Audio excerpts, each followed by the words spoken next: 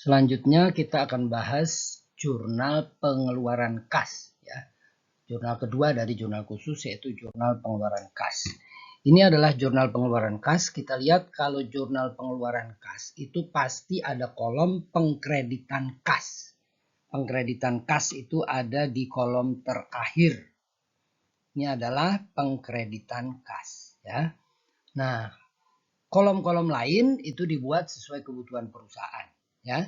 Di dalam contoh ini pengeluaran kas itu sebagian besar adalah untuk pembayaran hutang ya, pelunasan hutang atau pembayaran hutang, sehingga di sini ada account payable di debit.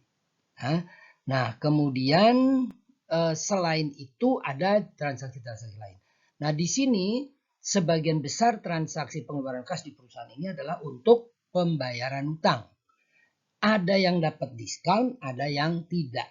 Yang dapat diskon adalah yang tanggal 5 itu dapat diskon 54, yang tanggal 19 itu dapat diskon 40.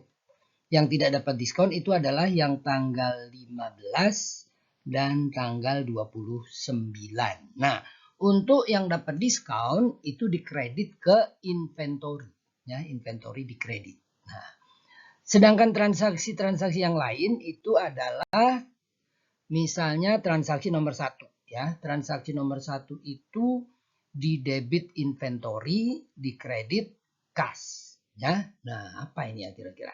Di debit inventory, di debitnya other account, tapi setelah kita cek ke sini ternyata yang debit adalah inventory.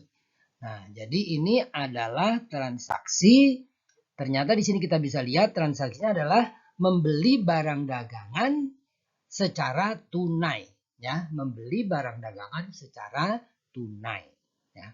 Kemudian transaksi kedua itu adalah membeli barang dagangan, membeli equipment secara tunai ya, membeli equipment secara tunai seharga 800. Oke.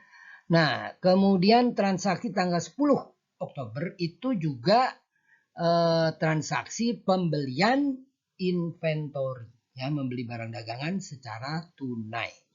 Nah, kemudian transaksi 16 Oktober itu adalah transaksi pembayaran dividen. Membayar dividen itu kan pasti ada kas keluar, sehingga pasti masuk ke cash payment journal. Ya, debitnya apa? Debitnya other account, kita kasih nama di account debited itu adalah cash dividen. Oke, jadi ini adalah jurnal pengeluaran kas ya.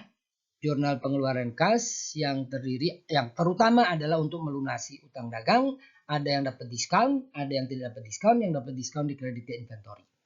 Kemudian selain itu, selain pelunasan utang adalah untuk membeli inventory secara tunai, membeli equipment secara tunai, kemudian membayar cash dividen. Terima kasih.